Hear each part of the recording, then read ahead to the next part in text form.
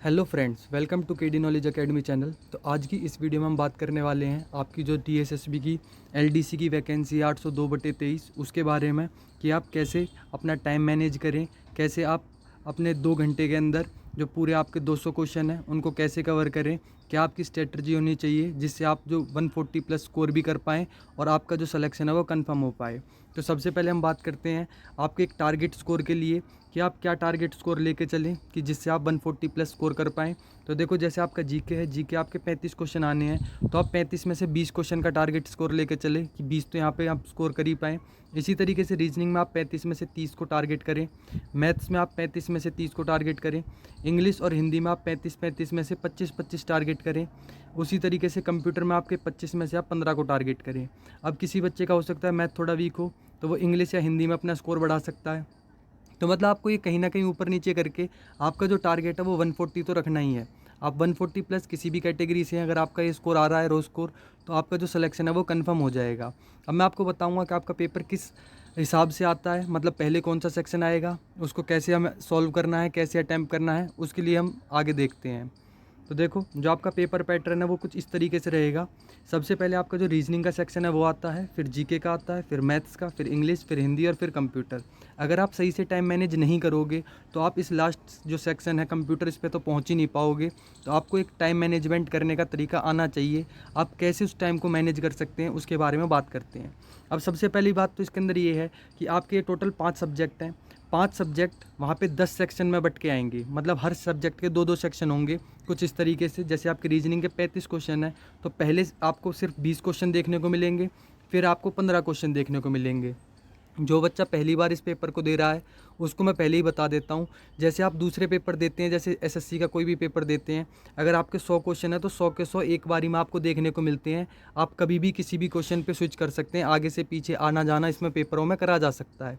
लेकिन इस डीएसएसबी में ऐसा नहीं होता। इसमें आपको एक बारी में आपको सिर्फ एक सेक्शन खुलेगा। उस सेक्शन के अंदर जैसे आपका सबसे पहले रीजनिंग खुला, तो रीजनिंग के सिर्फ 20 क्वेश्चन खुलेंगे। सबसे पहले आपके 20 क्वेश्चन करने हैं, फिर उसके बाद इसको सबमिट करोगे, उसके बाद आपके अगले 15 क्वेश्चन खुलेंगे। फिर उसी तरीके से जब आप इनको सबमिट करोगे तो आपका रीजनिंग का पूरा सेक्शन सबमिट हो गया।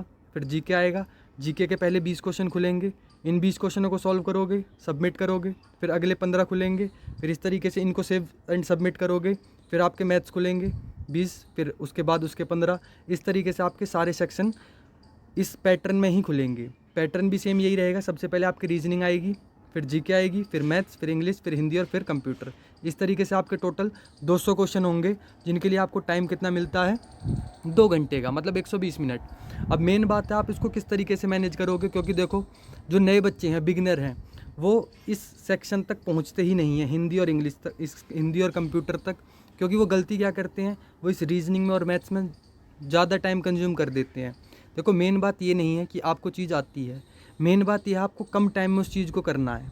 ठीक है, देखो, आती तो हो सकता है, जैसे इस मैथ्स के 35 क्वेश्चन है, तो हो सकता है आप घर पे आके जब आप आंसर किया है तो इस 35 के 35 क्वेश्चन भी सॉल्व कर लो।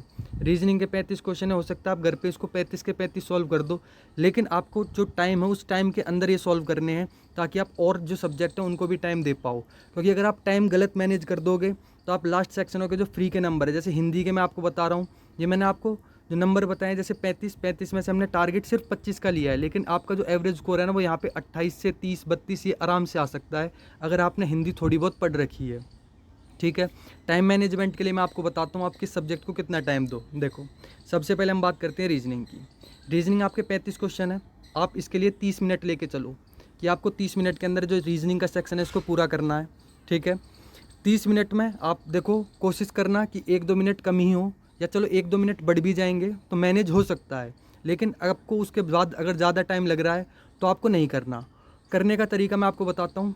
आपको जैसे 35 क्वेश्चन है, 35 में से जब आप पहली बार स्क्रीन पे देखोगे तो आपको सिर्फ 20 क्वेश्चन देखने को मिलेंगे। इन 20 क्वेश्चनों को ऐसे करना है, सबसे पहले आपको क्या करना है, सारे 20 के 20 क्वेश्चन देख लेने हैं। मतलब पहले क्वेश्चन पे गए, आपको आता है सॉल्व करो, आता है प्लस में ऐसा क्वेश्चन है जो डूएबल है, जल्दी हो सकता है, उसको पहले अटैम्प्ट में सॉल्व कर दो। दूसरा क्वेश्चन है, आपको आता है, आपको लग रहा है डूएबल है, जल्दी हो जाएगा, कर दो। मानो तीसरा क्वेश्चन आपका आया ब्लड रिलेशन का, या ये आया तीसरा या चौथा क्वेश्चन, एग्जांपल के लिए तीसरा क्वेश्चन आपका ब्लड रिलेशन आ गया, सिटिंग अरेंजमेंट आ गया, जिसमें आपको पता है इसका आंसर तो मैं निकाल लूँगा, लेकिन इसमें टाइम लगेगा। या फिर वो वाला क्वेश्चन होता है जिसमें आपको एक इक्वेशन दे रखी होती है, उसमें प्लस माइनस मल्टीप्लाई डिवाइड को इंटरचेंज करना है और उसके बाद बताना है कौन सा आंसर आएगा। तो इस तरीके के जो क्वेश्चन होते हैं डुएबल तो होते हैं, लेकिन ये क्या करते हैं, टाइम कंज्यूम करते हैं। तो पहले गो में आपको सिर्फ 20 में से चाहे आपके 12, 13, 14 जितने भी क्वेश्चन हो, सिर्फ वो वाले क्वेश्चन करने हैं जो आप एक ही बारी में कर सकते हो, जिसके लिए आप मतलब 30 सेकंड तो मैक्सिमम बता रहा हूँ, 30 सेकंड में आप आंसर निकाल के रख दोगे। ऐसे क्वेश्चन आप पहले गो में करो। मान के चलते आपने 12 भी कर लिए, मोर देन इनफ है। अब जब सेकंड गो करोगे, सेकंड गो में आपको क्या करना है, जो आपके 8 क्वेश्चन बचे, उन 8 क्वेश्चनों में से 5 क्वेश्चनों को टारगेट कर लो कि यहाँ से 5 क्वेश्चन और मेरे को करने हैं। वो भी उन 5 क्वेश्चनों को पकड़ना आप जो आप एक ही गो में मतलब एक ज़्यादा से ज़्यादा एक मिनट लेकर उनको सॉल्व कर लो। जैसे ही आप ये कर लो, टोटल आप मतलब इस 20 में से 18 क्वेश्चन के लगभग कर दो। फिर उसके बाद आप अपने इस सेक्शन को सबमिट कर देना। देखो जो बचे हुए 2 क्वेश्चन है, मैं ये नहीं कहता कि आपको आते नहीं हैं, आप बिल्कुल उन क्वेश्चनों को कर सकते हो, लेकिन अगर आप इन 2 क्वेश्चनों के चक्करों में पड़े ना, तो आप आगे के लिए टाइम को मैनेज नहीं कर पाओगे। तो इनको फिर आप स्किप कर दो, ठीक है। फिर आप अपने नेक्स्ट 15 क्वेश्चनों पे जाओ। इन 15 को भी सेम यही स्ट्रेटजी फॉलो करो। पहले गो में सिर्फ वो क्वेश्चन करने हैं जो आप इजीली कर सकते हो। मानो 15 में से आपने 9 क्वेश्चन कर दिए एक ही गो में, जिसमें आपने किसी में 30 सेकंड, किसी में 40 सेकंड, 45 सेकंड तक भी टाइम ले लिया, कोई दिक्कत नहीं है। फिर जब बच गए आपके 6 क्वेश्चन, उन 6 क्वेश्चनों में से आपके 3 से 4 क्वेश्चन ऐसे होंगे ही होंगे जो आप बड़े आराम से टाइम के अंदर कर सकते हो। जैसे ही आपको लगे कि हाँ मैंने यहाँ तक कितने क्वेश्चन कर लिए, लगभग 35 में से मेरे 32, 30, 32 जो भी हमें टारगेट रखना है, जो भी आप अपने आप को जहाँ स्टैंड करते हो, जहाँ आपको लगता है कि मैं इतना स्कोर कर सकता हूँ, वहाँ तक आप करो। तो जैसे ही आप कितने हो जाएँ 30 से 32 क्वेश्चन, तो आप इसको सबमिट कर दो, इस सेक्शन को आगे चलो। आगे चलने के बाद आप सेम यही काम जीके पे करोगे। जीके के पहली बारी में 20 क्वेश्चन फटाफट पढ़ते चलो। जो क्वेश्चन आता है उसको टिक करो, जो नहीं आता उसको मार्क कर लो। मार्क करने के बाद दोबारा मार्क वाले क्वेश्चनों को देखो और फिर उसको भी सबमिट कर दो। जीके में आपको कितना टाइम लेके चलना है, तो मेरे हिसाब से आपको 10 मिनट मोर देन इनफ रहेगा। 10 से कम ही होगा, मतलब एक एवरेज बताऊँ तो 8 से 10 मिनट के बीच में आप यहाँ पे जीके को दे सकते हो, ठीक है। क्योंकि जीके का तो सिंपल सी बात है भाई, क्वेश्चन पढ़ते ही आपको पता है या तो आपको उसका आंसर आता है या नहीं आता। तुक्के मारने की ज़रूरत नहीं है। अगर आप 140 तक स्कोर करने लायक हो तो आप बिल्कुल भी तुक्के मत मारना, आपका फाइनल सिलेक्शन हो जाएगा, ठीक है। फिर बात करते हैं मैथ्स की। मैथ्स में आप कितना टाइम दे सकते हो। मैथ्स में आप देखो 40 से लेके 42-45 मिनट तक दे सकते हो, लेकिन कोशिश करना इसमें भी आप सेम वही स्ट्रेटजी फॉलो करो जो रीजनिंग में करी थी। जैसे आपके पहली बारी में 20 क्वेश्चन खुले, आपको पहली बारी में उन 20 क्वेश्चनों में से चाहे 12 ही करने हैं, लेकिन करने वो हैं जो बिल्कुल आप जल्दी जल्दी कर सकते हो। ऐसे क्वेश्चन में टाइम कंज्यूम नहीं करवा देना अपना, जिसमें आप कर तो सकते हो लेकिन उसी में 2 मिनट 3 मिनट ले जाओगे। पहले गो में ही अगर 3 मिनट ले गए ना, तो आप पे टाइम का प्रेशर वहीं से आने लग जाएगा। टाइम का प्रेशर ना आए तो पहले गो में सिर्फ उस सवाल को सॉल्व करना है जो आप 1 मिनट के अंदर आराम से सॉल्व कर सकते हो। आपको जिस पे भी कॉन्फिडेंस है कि हाँ ये वाला मेरा टॉपिक अच्छा है, मैं जल्दी से इसको सॉल्व कर दूंगा, तो आप सिर्फ उसी को पहले गो में करो। नहीं तो पहले गो में करने की ज़रूरत नहीं है। सिर्फ आपको 12 क्वेश्चन करने हैं। अब जो 8 बचे, 8 में से 5-6 क्वेश्चन आप दोबारा जो सेकंड गो लोगे उसमें आपको सॉल्व करना है। इसमें आप इसको 1.5 मिनट तक भी एक क्वेश्चन को कर सकते हो, कोई दिक्कत नहीं होगी। फिर ऐसे ही जब अगले 15 क्वेश्चन आएंगे, 15 क्वेश्चनों में से पहली बारी में चाहे आप सिर्फ 9 क्वेश्चन करो पहले गो में, मतलब क्वेश्चन की लैंग्वेज क्वेश्चन पढ़ते ही आपको पता चल जाएगा ये मैं जल्दी कर सकता हूँ या नहीं। पहले गो में सिर्फ आप 9 क्वेश्चन करोगे। फिर जो 6 क्वेश्चन बचे उसको सेकंड गो में देखोगे। उसको आप जैसे ये शुरू में आपने 9 क्वेश्चन करे हैं, तो वहीं पे आप इन क्वेश्चनों को मार्क कर लेना कि भाई ये वाला आपने मार्क कर लिया। और जिसको मार्क ना करो, कोई ऐसा क्वेश्चन हो जिसमें आपको लग रहा है इसमें तो बहुत ही टाइम लगेगा या ये टॉपिक मेरे को आता ही नहीं है, उसको आप मार्क भी नहीं करोगे, क्योंकि दोबारा उस पर जाने में भी आप 4 सेकंड भी फूकोगे तो वो भी बर्बाद है, ठीक है। फिर आ जाओ इंग्लिश पे। इंग्लिश आप वही 20 और 15 35 क्वेश्चन है। इंग्लिश के लिए आप 15 मिनट ले सकते हो।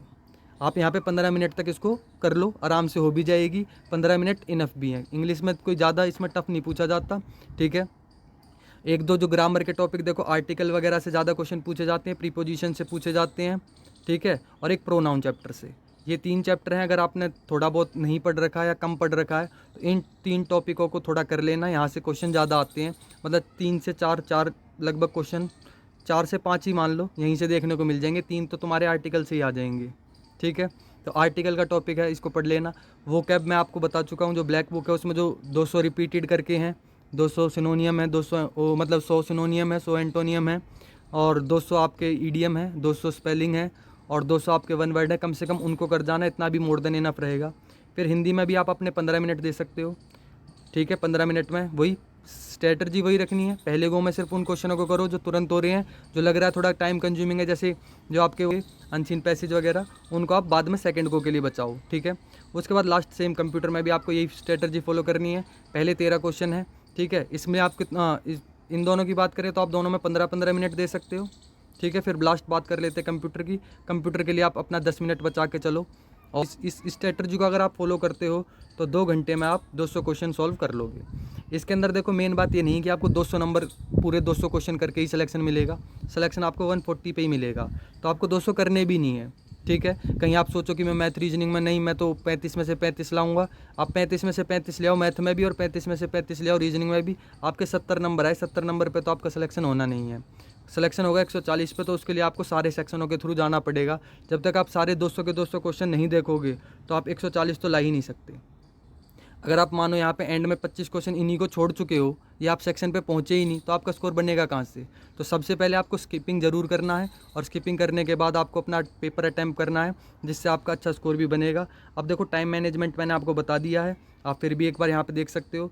रीजनिंग के लिए 30 मिनट ले लो, मैथ के लिए 40 ले लो, जीके के लिए 10, कंप्यूटर के लिए 10, और इंग्लिश और हिंदी के लिए 15-15। अब देखो आपको मैथ्स में ज़्यादा टाइम लगता है, तो आपको यहाँ से टाइम बचाना पड़ेगा। कहाँ से बचा सकते हो? जीके में से 1 मिनट बचा लो, कंप्यूटर में से 1 मिनट बचा लो, मानो 1 मिनट हिंदी में से भी बच सकता है, तो 3 मिनट यहाँ दे दो, ठीक है। 43 मिनट हो गए तुम्हारे पास। मतलब आप इसको थोड़ा बहुत ऊपर नीचे मैनेज कर सकते हो। अब जैसे सेक्शन खुलेगा, मैंने आपको बताया सबसे पहले रीजनिंग खुलेगा, फिर जीके खुलेगा, फिर मैथ खुलेगा। आपको कोशिश ये करनी है कि जो लास्ट ये 3 सेक्शन बचेंगे, कंप्यूटर, इंग्लिश और हिंदी, इसके लिए आपको देखो 40 मिनट तो बचाने ही बचाने हैं। अगर आपको गलती से लग रहा है कि भाई मेरा टाइम नहीं मैनेज हो रहा, आप मैथ में जो बड़े क्वेश्चन हैं उनको स्किप कर देना, क्योंकि आप लगभग उसमें जो ये मैथ के लास्ट के 15 क्वेश्चन होंगे यहाँ तक पहुँच चुके होंगे। आपको लग रहा है आप इस 40 मिनट से ज़्यादा कंज्यूम कर लोगे, मतलब लास्ट में नहीं बचा पाओगे, तो आप इन वाले 15 क्वेश्चनों में जल्दी जल्दी सॉल्व करना। जो क्वेश्चन डूएबल हैं, जल्दी हो सकते हैं, सिर्फ उनको करके 2-3 क्वेश्चन स्किप कर सकते हो, ठीक है। तो ये है मेन तरीका भाई। अगर आप इसको इस तरीके से मैनेज करके चलोगे तो आप अपना सिलेक्शन कंफर्म मान सकते हो। और मैंने स्कोर आपको बता ही दिया है कि 140 प्लस अगर आप रो स्कोर कर रहे हो, किसी भी कैटेगरी से आप हो, आपका फाइनल सिलेक्शन हो जाएगा। बाकी किस्मत भी होती है भाई, मेहनत के साथ जब तक आपकी किस्मत नहीं मिलेगी, जब तक सिलेक्शन नहीं होता। क्योंकि मैंने कई बच्चों को देखा है जो मेहनत कर रहे हैं लेकिन अभी उनकी किस्मत साथ नहीं देती, तो कोई 1 नंबर से मेरिट आउट हो जाता है, कोई 2 से हो जाता है।